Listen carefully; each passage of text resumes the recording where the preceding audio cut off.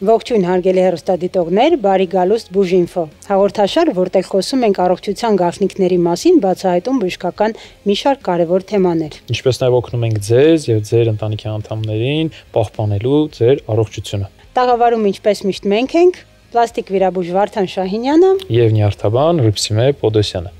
Ինչ գլխավոր թեմային անցնելը եկեք տեսնենք այսօրվա անոնսը։ Այսօր դիտեք, ինչ հատուկ մեթոդներով կամ վարժանքներով է կարելի օգնել դիմենցիայով հիվանդներին, պահպանելու հնարավորինս մեծ ինքնուրույնություն եւ կյանքի որակ։ Կարելի է արդյոք կանխարգելել կամ հետաձգել այն։ Կյանքի որ ժամանակահատվածում է պետք իր առաջին քայլերն անի երեխան, եւ երբ է պետք անհանգստանալ, եթե երեխան չի քայլում։ Երբ է ցանկալի կատարել դեմքի պլազմոթերապիա եւ ինչ արդյունքներ կարելի է ակնկալել։ Ինչպես է սթրեսն ազդում բերանի խորոչի վրա։ Այսօր խոսելու ենք մի թեմայի մասին, որը որ կարող է առնչվել յուրաքանչյուրիս ընտանիքի հետ։ Խոսելու ենք հիշողության, մտավոր պարզության եւ այն մասին, թե ինչպես է անհրաժեշտ եւ ինչպես կարող ենք պահպանել սրանք երկար տարիներ։ Այսօր ընտրել ենք շատ հետաքրքիր թեմա, կարծում եմ, որ իրազեկելը երբեք ավելորդ չի լինի այս խնդրի շուրջ խոսելը, քանի որ դեմենցիան, որի մասին այսօր խոսելու ենք, համարվում է դեգեներատիվ հիվանդություն, ցավոք պրոգրեսիվող, այն կանգ չի առնում, հետ չի զարգանում։ Իհարկե կզրուցենք կան դեպքեր, երբ այդ վիճակը կարելի է ասել դառնալի է, բայց մեծ մասամբ այս հիվանդության ընթացքը բավականին պրոգրեսիվող է եւ տարիների ընթացքում գնալով վիճակը բուժարոյի վատ թարանում է։ Այ շատ հաճախ լսում ենք դեմենցիա, Ալցհեյմերի հիվանդություն, սրանք նույնն են։ Այս կարծիքը բավականին տարածված է։ Կարծում եմ լավագույն հնարավորությունն է, որպեսզի ներկայացնես սկսենք այդտեղից, ինչով են իրենք տարբերվում միմյանցից։ Ճիշտ է, տարածված թյուրն բռնում է, Վարդան ճիշտ է, Ալցհեյմերի հիվանդություն եւ դեմենցիան շատ հաճախ համարում ենք, որ նույնն է, մի կողմից այո, բայց կարելի ասել, որ դեմենցիան դա ընդհանուր տերմինն է, ընդհանուր վիճակն է, եւ Ալցհեյմերի հիվանդությունը դեմենցիայի ամենատարածված պատճառներից մեկն է, կարելի ասել, օրինակ նույն ԱՄՆ-ում համարվում է, որ ամենատարածված դեմենցիայի տեսակը հենց Ալցհեյմերի հիվանդությունն է։ Հայաստանում մի փոքր այլ են տվյալները, մեզ մոտ ավելի տարածված է անոթային դեմենցիան, այսինքն Ալցհեյմեր ախտորոշումը մի փոքր ավելի քիչ է դրվում, իսկ ամբողջ աշխարհում 50-60% դեպքերը կեսից ավելին հենց Ալցհեյմերի հիվանդությունն է, բայց չմոռանանք, որ դեմենցիան կարող է շատ այլ տարբեր վիճակներից եւս լինել, նույն ինչպես ասեցի դառնալի իրավիճակներից օրինակ վահանագեղձի հիվանդությունների, հատկապես սրընթաց հիվանդությունների դեպքում ալկոհոլային, միկրոէլեմենտների, վիտամինների դեֆիցիտի ժամանակ, այսինքն սրանք խնդիրներ են, որոնք պետք է բացահայտվի մասնագետի կողմից եւ երբեմն նույնիսկ առաջնային խնդիրը վերացնելու դեպքում կարելի է ունենալ դառնալի պատկեր, բայց մենք այսօր խոսելու ենք հենց դեմենցիայի մասին, որը ցավոք տևական է եւ հետդարձելի չէ։ Ստացվում է դեմենցիան ինչ որ sense հովանոցային հասկացողություն է, որի տակ կան տարբեր հիվանդություններ, նույնիսկ Ալցհեյմերի հիվանդությունը նաև, որոնք կարող են ճանաչողական խնդիրների հանգեցնել։ Այսօր ամբողջ աշխարհում արդեն խուսափում են նույնիսկ դեմենցիա որակավորումից։ Եթե մենք օրինակ ասում ենք մտավոր թուլամտություն, հա, այս տերմինը եւս շատ, որովհետեւ այստեղ արդեն ստիգմատիզացիայի խնդիր ունենք, շատ ընտանիքներ, հարազատները, նույնիսկ ինչու ոչ բուժառուն, երբ որ ինքը դեռ իր որոշակի հմտություններ պահպանած է, շատ դժվար է իրեն ասել, որ դու ունես տարեց թուլամտություն եւ չմոռանանք, որ դեմենցիան դա նորմալ բնականon ծերացման վիճակ չէ, այսինքն դա հիվանդություն է եւ ինքը չի համարվում նորմալ բնականon վիճակի մի մաս, բոլորովին ոչ։ Այս դեպքում ավելի շատ ասում ենք նեյրոկոգնիտիվ խանգարում, կոգնիտիվ թեթև խանգարում, որից հետո կարող է զարգանալ դեմենցիա։ Ու իդեպ այդ մասին կարծում եմ եւս կարող ենք խոսել, հենց այդ անցումային վիճակը իր սահմանը շատ նուրբ է առողջ վիճակի, կոգնիտիվ թեթև խանգարման եւ դեմենցիայի զարգացման, այսինքն կոգնիտիվ խանգարման դեպքում մենք դեռ փոքրիկ պատուհան ունենք ինչ որ վարքագիծ բուժական միջոցառումներ կատարելու, որպեսզի դեմենցիան արագընթաց չզարգանա։ Այրուսում է խոսեցինք դեմենցիան տարեցների մոտ առավելապես, քո խոսքի մեջ սա լսեցի, ում է սպառնում եւ արդյոք տարիքը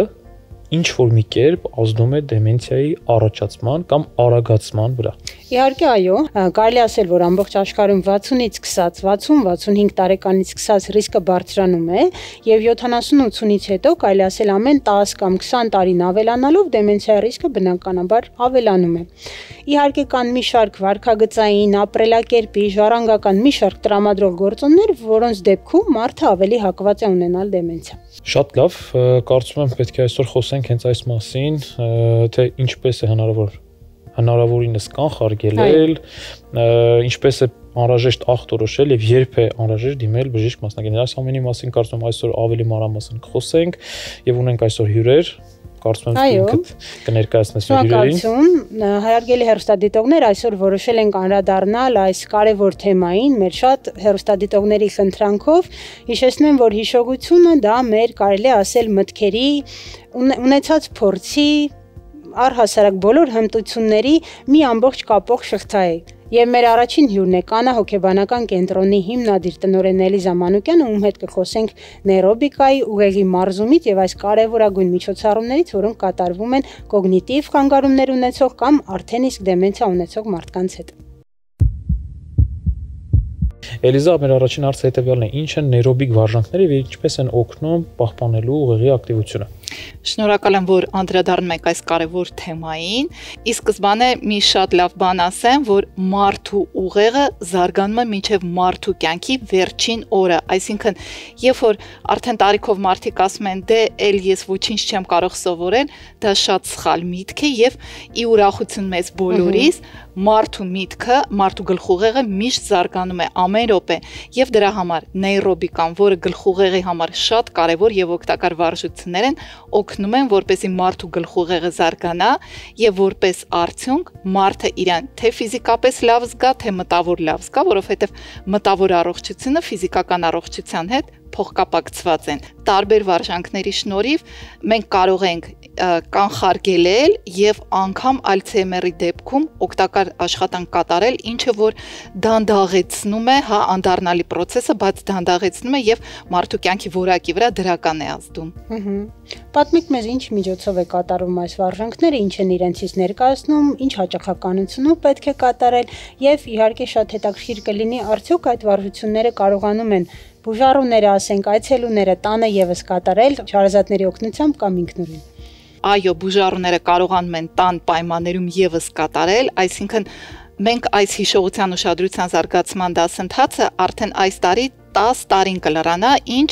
աշխատում ենք տարբեր բուժառուների հետ եւ ինչպես կանխարգելի չենք աշխատում, երբ որ մարդ ընդամենը դժգոհում է, որ գնում է խոհանոց, մոռանում է ինչի համար է գնում, մոռանում է անուններ, կարևոր տարեթվեր, այդ դեպքում աշխատում ենք ու շատ ավելի ողջունելի է, երբ որ կանխարգելի ժամանակ են դիմում, ինչպես եւ առողջական ցանկացած պահին, կանխարգելի դիմելը աշխատանքը շատ ավելի արդյունավետ է լինում, բայց անգամ բուժառուներ, ովքեր որ արդեն ունեն, ախտորոշում, որ դեմենցիա է կամ Ալցհեյմեր կամ, չգիտեմ, կոգնիտիվ խանգարումներով, այո, բուժառուների հետ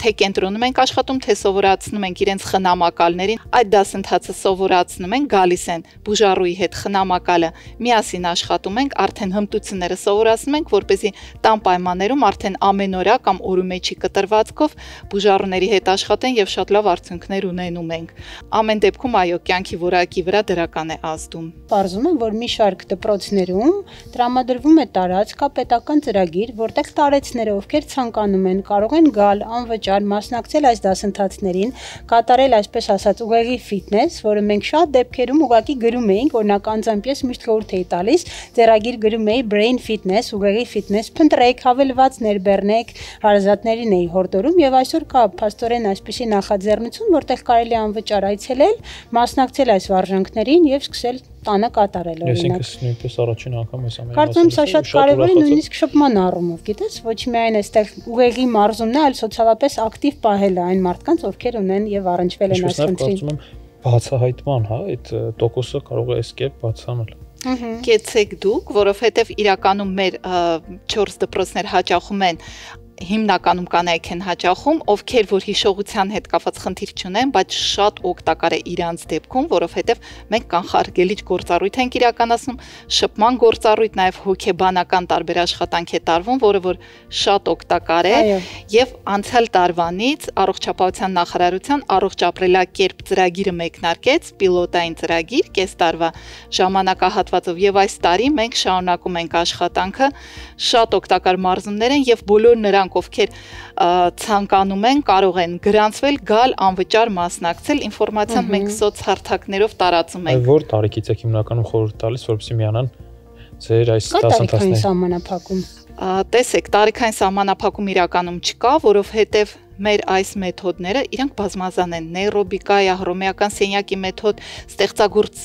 միտքն ենք շատ արդյունավետ զարգացնում, որովհետև ստեղծագործ մտքի զարգացումը երկարատև հիշողության հետ շատ սերտ կապ ունի։ Դրա համար այդ մեթոդների բազմազանության մեջ անդադ նոր մեթոդներ ենք մենք ստեղծում, ելնելով շահառուների շահերից եւ հետաքրքրություններից, եւ այդ մեթոդները ներառում ենք։ Ու ինչի այսքան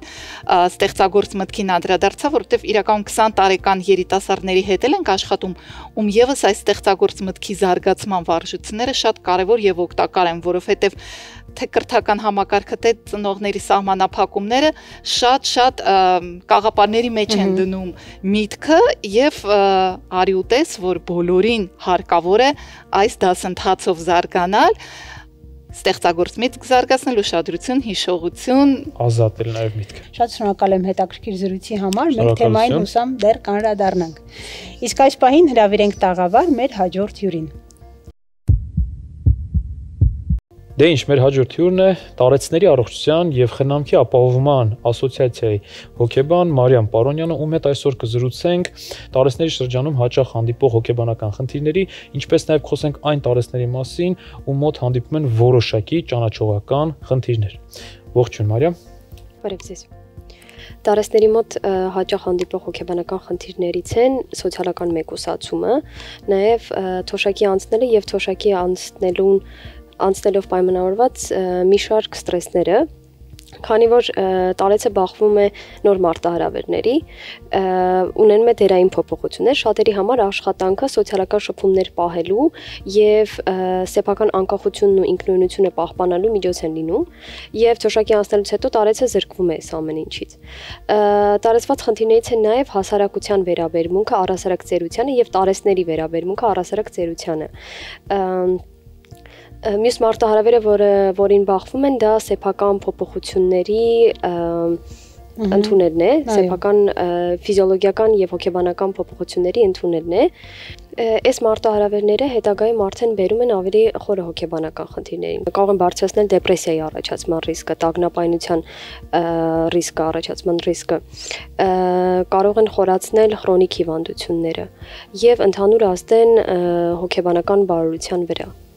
Իսկ հետաքրքիր փաստ նշեցիք, դեպրեսիվ խանգարումը կամ դեպրեսիվ էպիզոդները երբեմն նույնիսկ կարող են հենց այդ մեկնարկող շրջանը լինել նույն դեմենցիա զարգացման։ Շատ դեպքերում կարևոր է լինում դիֆերենցիալ դիագնոստիկա անել, որովհետև երբեմն դեպրեսիան կարող է լրիվ դեմենցիայի նման ընթանալ։ Եվ բուժառունինքը գալ, իդեպ սա եւս ինձ համար օրինակ նշան է, որ եթե բուժառունինքն է գալիս եւ բողոքում է եւ արդեն իրեն ախտորոշում է դրել, որ իր մոտ դեմենցիա է, պարզվում է, որ իր մոտ ավելի շատ դեպրեսիվ խանգարում է։ Եվ այդ բոլոր այդ մեկուսացումը, ինչ թվեց Մարիամը, այո, ավելի շատ ընկճվածություն առաջինը բերում են հենց ընկճախտի եւ դա բոլորովին էլ դեմենցիայի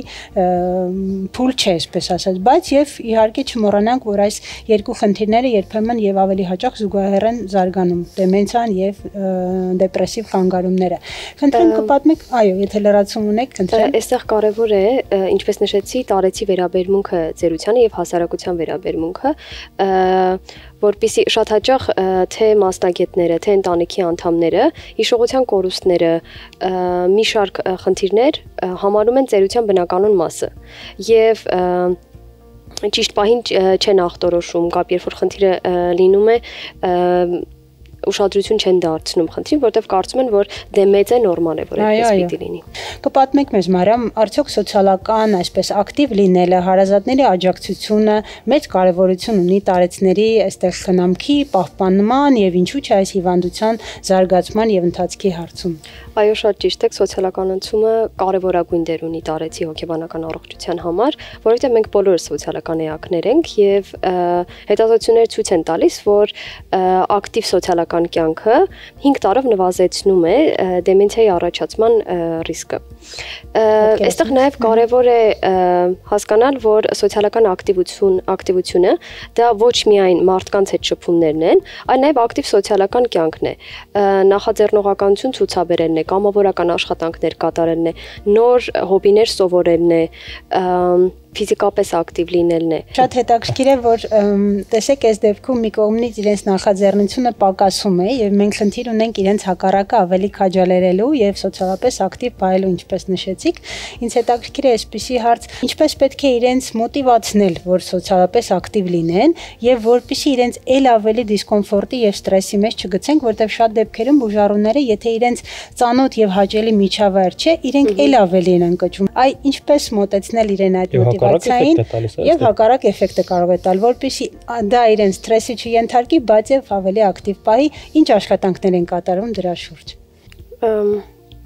Այստեղ կարևոր է եւ ընտանիքի եւ հասարակության եւ տարեցի իրազեկված լինելը։ Օրինակ մասնագիտական ծառայություններից, որոնք կան, համանքային միջոցառումներից, որոնք անցկացվում են, որովհետեւ տարեցը հնարավորություն ունենա մասնակցելու այդ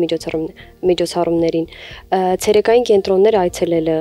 մի շարք համանքային միջոցառումներ, որոնց տարեցը կարող է մասնակցել եւ ապահովել իր սոցիալական ակտիվությունը։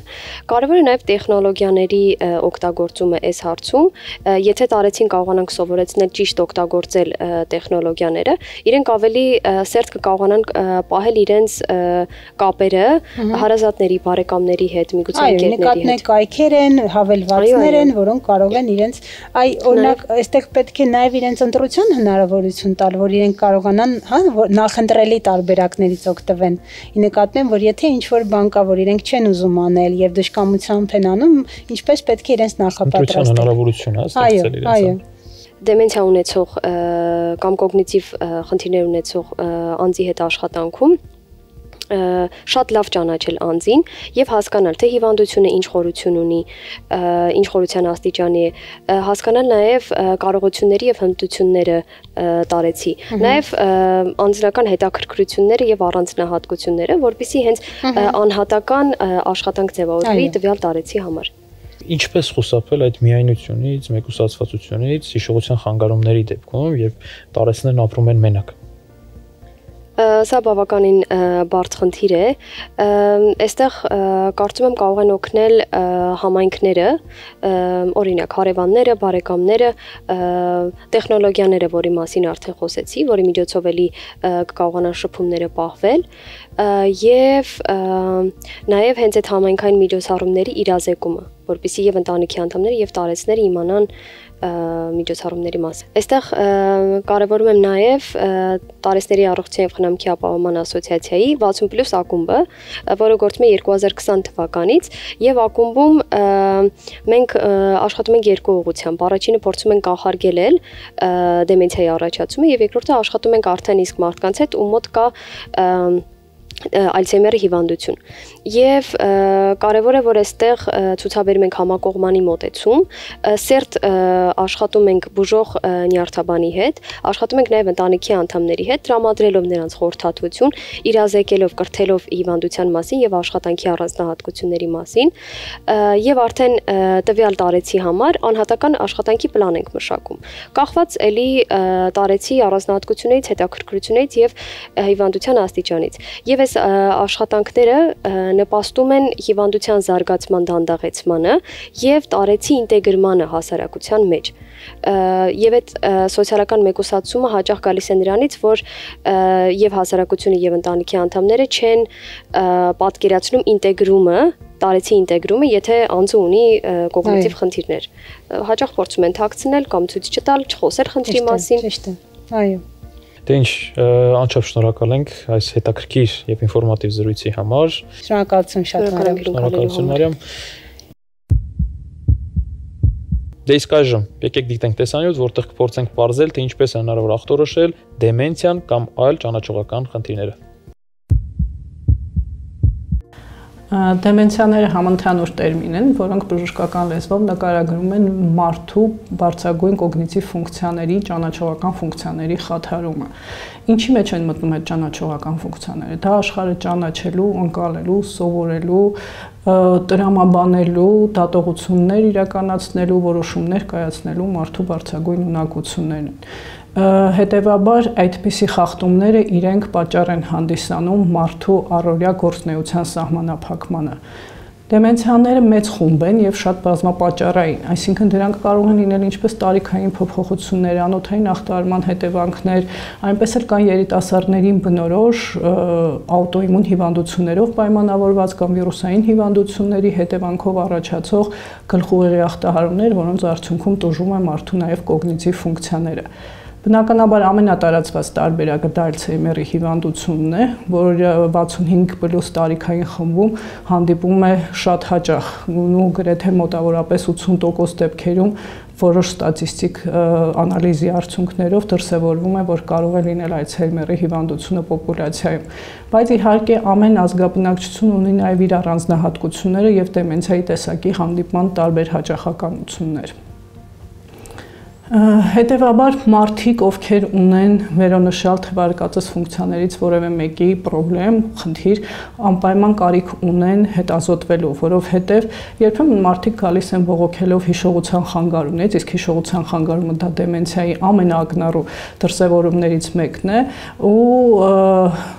Գանգատների արդյունքում հասկանում ես, որ դա ընդհանրապես դեպրեսիայի հետևանք է, դեպրեսիվ հոգեվիճակի, որը հանդիպում է հաճախ, շատ հաճախ երիտասարդ տարիքում։ Դրա համար միայն գանգատը բավարար չէ դեմենցիա ախտորոշում դնելու համար, այսինքն մարդը բողոքեց հիշողությունից, կենտրոնացումից, իր առօրյա գործունեության դժվարացումից, դա դեռևս չի նշանակում, որ մարդը կարող է ունենալ դեմենցիա։ Եվ կա մի շատ այսպես սկզբունքային հիմնահարց, որ մարդիկ, ովքեր ունեն իրական դեմենցիա, իրենք երբեք անձամբ չեն դիմում բժշկի։ Մեծամասամբ այդպիսի մարդկանց բժշկի բերում են իրենց հարազատները, եւ ցավոք սրտի հարազատները երբեմն դեմենցիան նկատում են արդեն սկզբից միայն 10 տարի անց, որովհետեւ լինում է ենթասուր ընթացքով ու ոչ ճանաչելի շրջապատի կողմից։ Բայց այլ պացիենտները, առավել ևս երիտասարդ պացիենտները, որոնք իրենք անդադար բողոքելով իրենց հիշողության խնդիրներից, ինչը շատ հաճախ նաև հանդիպում է հետ-կովիդային շրջանում, դիմում են բժշկի եւ արդյունքում բացահայտվում է, որ միայն դեպրեսիվ տրամադրությունն է այդպիսի կոգնիտիվ խանգարումների պատճառ։ Պացիենտները, որոնք դիմում են տարբեր գանգատներով հիշողության, վարքագծի, իրենց առօրյա գործունեության խանգարման, մենք բնականաբար տեստավորում ենք եւ կատարում ենք որոշակի գործիքային ու լաբորատոր հետազոտություններ, որպեսզի կարողանանք վերջնական ախտորոշում դնել։ Գործիքային հետազոտություններից լավագույն եւ պարտադիր հետազոտությունը դա գլխուղեղի MRT հետազոտությունն է, որով կարողանում ենք տարբերակել արդյոք կան գլխուղեղի օջախային ախտահարումներ, որի արդյունքում զարգանում են կոգնիտիվ խանգարումներ։ Դա կլինի ատրոֆիայի տեսքով ուղեղի չափսերի փոքրացում, հետզարգացում, թե կարող է լինել որևէ բորբոքում, ծավալային գոյացություն կամ անոթային խնդիր։ Իսկ նեյրոկոգնիտիվ տեստերը մեզ օգնում են ընդհանրապես օբյեկտիվիզացնել գանգատը, այսինքն մարդը բողոքեց հիշողությունից, կենտրոնացումից, իր առօրյա սովորելու ունակության կորստից, բնականաբար պետք է կարողանալ դա ոչ միայն հիմնվել գանգատի վրա, այլ օբյեկտիվիզացնել։ Դրա համար օգտագործում ենք տարբեր տեսակ նեյրոկոգնիտիվ տեստեր։ Դե ինչ դիտեցինք անչափ հետաքրքիր տեսանյութ, իսկ այժմ Ռիփսիմե, քանի որ այսօր դու մեր հաղորդման նաև կարելի ասել հյուրն էիր, ցանկանում եմ, որպեսզի դու ամփոփես այս հետաքրքիր թեման։ Այսօր նաև ի պաշտոնե ի մասնագիտություն շատ հետաքրքրված անձ էի այս խնդրի իրազեկման հարցում, կարող եմ ասել, որ դեմենցիայի մասին մենք իհարկե մի քանի տոկոս ուղղակի հասցրինք ժամանակի առումով որոշ իրազեկվող ինֆորմացիա տալ մեր հեռուստադիտողներին, բայց ամենից կարևորը խոսքը, որ կուզենայի հղել մեր հեռուստադիտողներին, եթե նկատում եք, որ ձեր հարազատների մոտ կա վարքագծային, հիշողության, պահվածքի մեջ որոշակի փոփոխություններ, երբ նրանք չեն կարողանում կողմնորոշվել իրենց ծանոթ միջավայրում, երբ տալիս են միանման հարցեր մի քանի անգամ կարճ ժամանակահատվածում, երբ մոռացել են այսօր նախաճաշել են թե ոչ, մի ամաչեք դիմել այս խնդրով։ Մի կարծեք, որ դա անմիջապես հոգեբուժական խնդիր է։ Առաջին հերթին դիմեք մասնագետի, փորձեք պարզել եւ վստահ եղեք, որ որոշակի աջակցում միանշանակ կստանաք։ Շնորհակալություն Ռիփսիմե։ Դե ինչ սիրելի հեռուստադիտողներ, եւս մեկ անգամ կարծում եմ պարզ դարձավ, որ ամենամեծ հարստությունը դա առողջությունն է, իսկ ամենամեծ ուժը դա գիտելիքն է։ Այնպես որ հոգ տարեք ձեր մասին, եղեք առողջ եւ հետեւեք բժիշկ մասնագետների խորհուրդներին։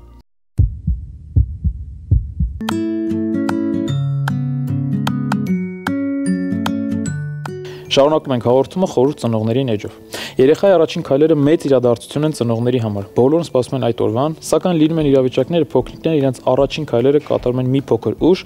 երբ պետք է անհանգստանան ծնողները եւ երբ պետք է իրենց առաջին քայլերը կատարեն փոքրիկները, կօգնի մեզ բարձել Արաբկիր բժշկական համալիրի մանկաբույժ Թագուհի Բոյախչյանը։ Ողջույն բժշկուհի։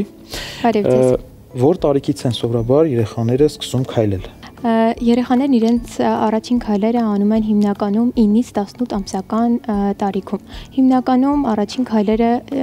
երեխաների մոտ դիտվում են 12 ամսական հասակում, բայց կարող կան երեխաներ, որոնց մոտ առաջին քայլերը լինում են ավելի վաղ կամ ավելի ուշ, եւ դա չի նշանակում, որ երեխաները ունեն առողջական խնդիրներ։ Դա կարող է լինել նորմայի տարբերակ։ Այ երբ է համարվում ուշ, երբ ծնողները արդեն իսկ ունեն պատճառ անհանգստանալու եւ պետք է դիմեն մասնագետի։ Երբ որ երեխան արդեն 18 ամսական է եւ փորձեր չի անում կանգնելու կամ քայլելու, այդ տարիքում արդեն պետք է մի փոքր անհանգստանալ եւ դիմել մասնագետին, մանկաբույժին կամ զարգացման մասնագետի,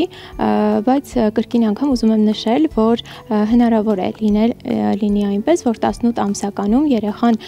չքայլի, բայց դա լինի պարզապես նորմայի տարբերակ։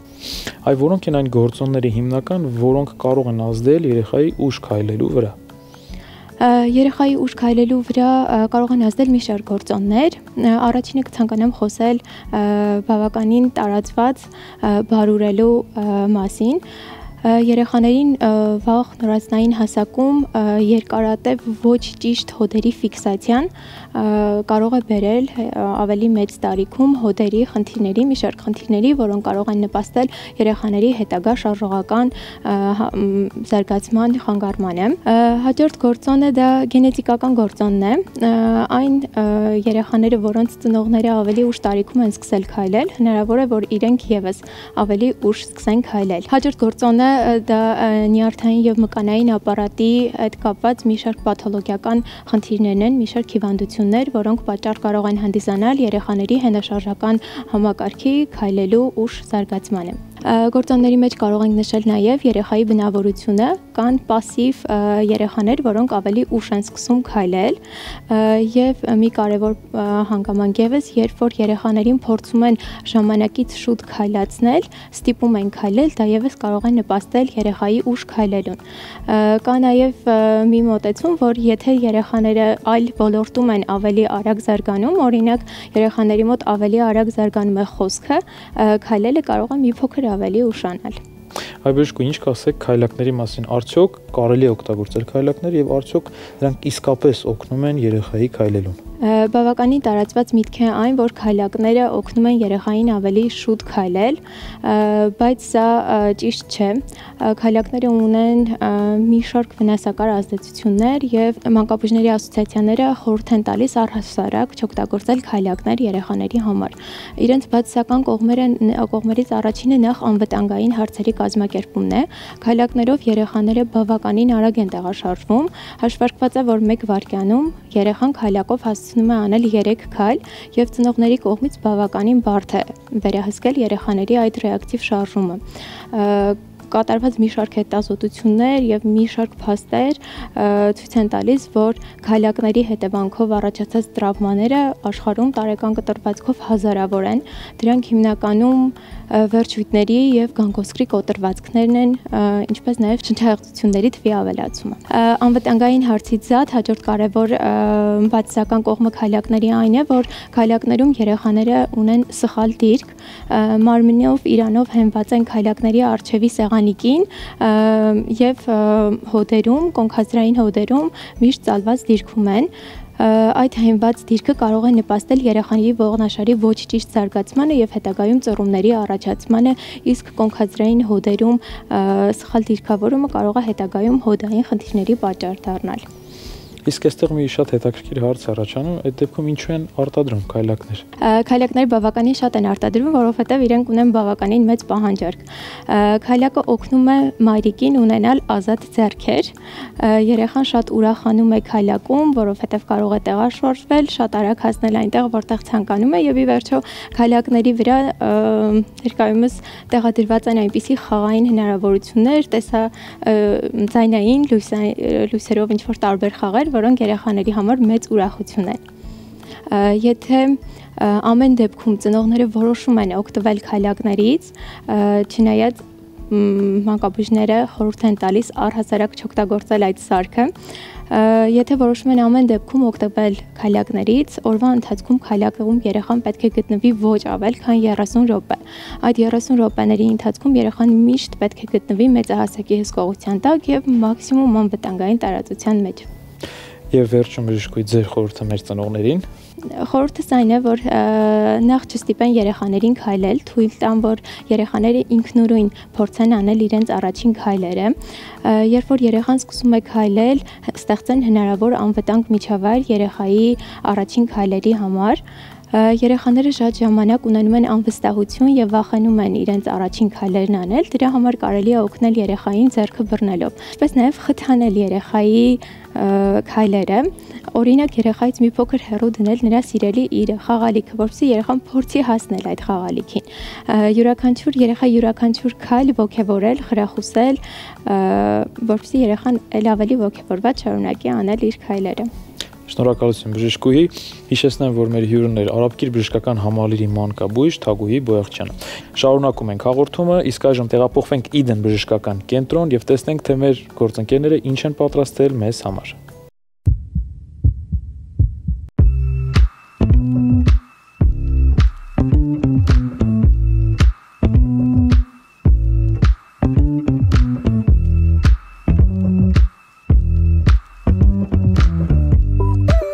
Ողջույն, այսօր գտնվում ենք Իդեն բժշկական կենտրոնում։ Այսօր կխոսենք դեմքի պլազմոթերապիայի մասին։ Թեման կօգնի մեզ ամբողջությամբ հասկանալ բժշկուհի Քրիստինե Ամիրխանյանը։ Ողջույն բժշկուհի։ Ողջույն դոկտոր ջան։ Լավ, շնորհակալություն, դուք ինչպե՞ս եք։ Շատ լավ։ Քրիստինե ջան, ինչ է դեմքի պլազմոթերապիան ու ինչի համար են կատարում։ Պլազմոթերապիան իրենից ներկայացնում է սեփական արյան միջոցով թրոմբոցիտների ակտիվ աճի գործոնի ներարկումը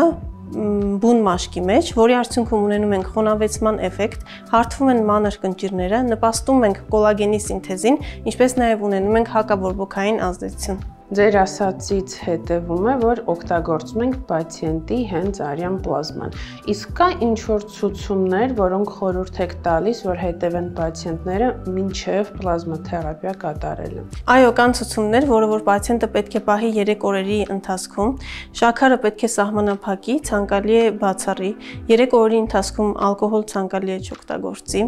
ինչպես նաև դեղորայքներ կան, որոնք հակացուցում են հանդիսանում պլազմոթերապիայի կատարման համար։ Ուտելիքների առումով պետք է նշեմ, որ պետք է ապխտած մսամթեր եւ նմանատիպ բնույթի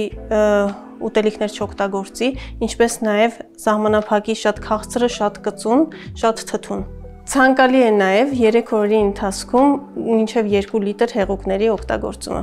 Իսկ ինչ հակացություն ունի միջամտությունը, երբ չի կարելի կամ չեք կատարում։ Միջամտության հակացություններն են ներարկման զոնայում ակտիվ սրասման փուլում գտնվող բորբոքային էլեմենտների առկայությունը, ինֆեկցիոն վարակիչ հիվանդությունները, հղիությունը, կրծքով կերակրելը, կան որոշ դեղորայքներ, որոնք որ հակացություն են հանդիսանում միջամտության կատարման համար։ Ցանկալի է բոլոր օգտագործվող դեղորայքները, նախկինում կատարված միջամտությունները քննարկել բժշկի հետ եւ միասին կազմել պլազմոթերապիայի անցկացման ընթացակարգը։ Պրոցեդուրան ինչպես է կատարվում եւ ինչ կուրսով եք խորհուրդ տալիս։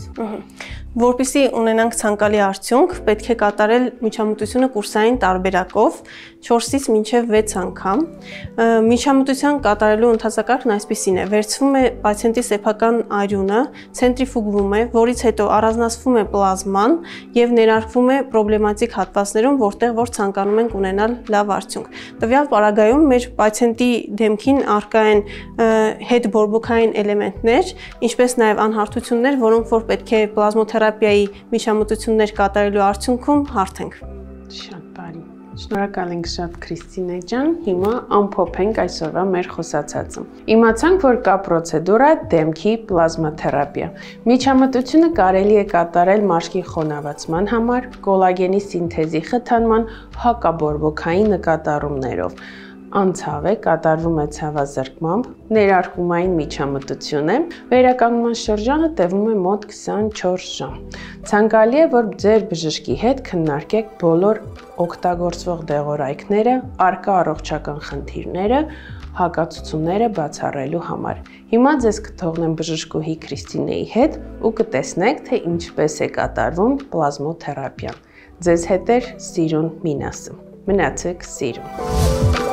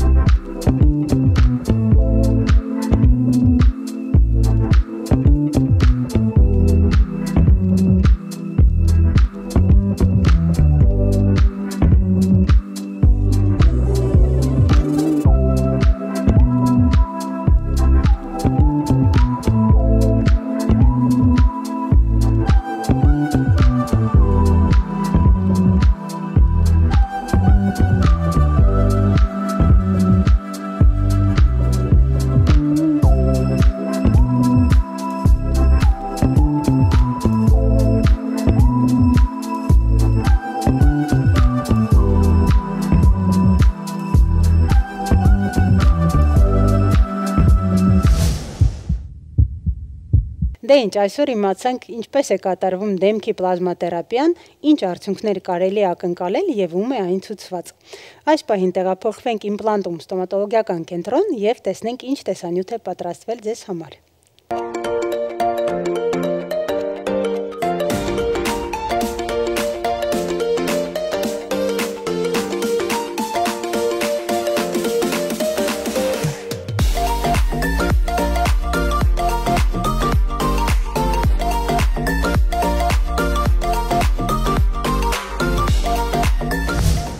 Ողջույն, այս պահին գտնվում ենք իմպլանտում ստոմատոլոգիական կենտրոնում եւ այսօր զրուցելու ենք շատ հետաքրքիր թեմայի մասին, այն է ստրեսային գործոնների ազդեցությունը բերանի խոռոչի եւ առհասարակ ատամների հիվանդությունների վրա։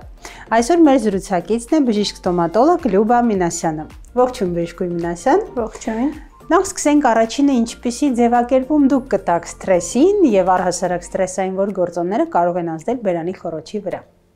Շատ լավ, առհասարակ այսօր ստրեսը մեր կյանքի մի մասն է կազմում։ Անբաժան մասնիկն է։ Այո, ստրեսային գործոնները կարող են բացասաբար ազդել մեր օրգանիզմի վրա եւ բերանի խոռոչը, ատամները եւս բացառություն չեն այս պարագայում եւ կարող են առաջանալ մի շարք խնդիրներ։ Ստրեսային գործոնների ազդեցության պարագայում կարող է դիտվել մի շարք ֆիզիոլոգիական process-ներ, հորմոնալ տեղաշարժեր, դիսբալանս, իմունիտետի անկման եւ այս ամենը կարող է բերել թքարտադրության նվազմանը, որի հետևանքով առաջանում են մի շարք բարդություններ։ Այդ տեսեք, օրինակ շատ օրգան համակարգերի խանգարման դեպքում շատ պրոֆիլի մասնագետներ առաջին հերթին փորձում են հիմքում ընկած այլ պատճառներ գտնել եւ կարծես թե բացառման ախտորոշման նման վերջում մեկը գցում ենք մեր նյարդային համակարգի եւ ստրեսի վրա։ Հետաքրքիր է ինչպես է դա գործում ատամնաբուժության մեջ, արդյոք դրանք հստակ հիվանդություններ են, որոնք տեսնելիս կամ բերանի խոռոչում ինչ որ փոփոխություններ տեսնելիս դուք անմիջապես հասկանում եք, որ դա հենց ստրեսի հետևանք է, թե էլի բացառության կարգով, եթե այլ պատճառ չեք գտնում, նոր որոշում ենք, որ դա կարող է ստրեսի հետևանք լինել։ Երբ պացիենտը հստակ գիտի, որ ստրեսային իրավիճակում է գտնվել, այս պարագայում մենք արդեն հստակ հասկանում ենք, որ ստրեսի հետևանքով առաջացած բարդություններ են եւ նաեւ եթե օրինակ չի դիտվել հորմոնալ դիսբալանս կամ այլ խնդիրներ, այս պարագայում մենք արդեն հասկանում ենք, որ գուցե ստրեսային ֆակտորն է առաջ եկել։ Եթե կարելի է թվեք ամենահիմնական ատամնաբուժական հիվանդությունները, որոնք կարող են առաջանալ ստրեսի հետևանքով։ Ստրեսի հետևանքով առաջացող հիվանդությունները բազմազան են, ամենաչնչին խնդրից մինչև ամենաբարդ հիվանդությունների կարող է հանգեցնել։ Առաջնահերթ կարող եմ նշել բրուքսիզմը, որի դեպքում կարող է դիտվել ատամների կրճտոց, հատկապես գիշերային ժամերին եւ պացիենտների մոտ կարող է դիտվել ատամների մաշվածություն, գլխացավեր։ Ստրեսի հետևանքով կարող է դիտվել, ինչպես նշեցինք, թքի մակարդակի իջեցում։ Սա կարող է նպաստել բերանի խոռոչի չորացմանը, որի հետևանքով առաջանում է նպաստավոր պայմաններ բակտերիաների, միկրոբների զարգացման համար եւ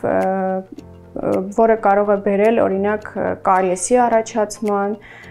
քսերոստոմիայի, այսինքն բերանի խոռոչի չորության առաջացման, խոցեր, էրոզիաներ կարող են դիտվել, նաև պարոդոնտիտ կարող է զարգանալ, նաև ստրեսի հետևանքով կարող է լինել սննդային վարքի խանգարումներ, օրինակ պացիենտներ կան, որոնք կարող են չարաշահել օրինակ քաղցրը կամ առհասարակ բացառել եւ ոչինչ չուտել, կան պացիենտներ, որոնք սկսում են ստրեսի ժամանակ ալկոհոլը, ծխախոտը չարաշահել, որը եւս բավական բացասական ազդեցություն ունի մեր ատամնաշարի վրա։ Նաեւ քնի խանգարումը կարող եմ նշել, երբ քնի խանգարման ժամանակ շնչառությունը վատանում է եւ այս պարագայում եւս բերում է մի շարք խնդիրների առաջացման։ Քոնգստորցիոնատային հոդի հետ կապված լարվածություն կարող է դիտվել եւ նաեւ այս ամենը կարող է հանգեցնել կծվածքի խանգարումների առաջացման։ Նման դեպքերում ասեմ, որ շատ բուժառուներ նաև ունենում են առաջին հերթին ցավեր՝ դիմային, պարանոցի, մկանային, գլխացավեր, չէ՞, շատ ժամանակ համաձայնեք, որ դիմում են նույնիսկ ընդհանուր թերապևտի, նյարդաբանի, ատամնաբուժի, եւ այստեղից հետեւություն հետաքրքիր է դուք արդյոք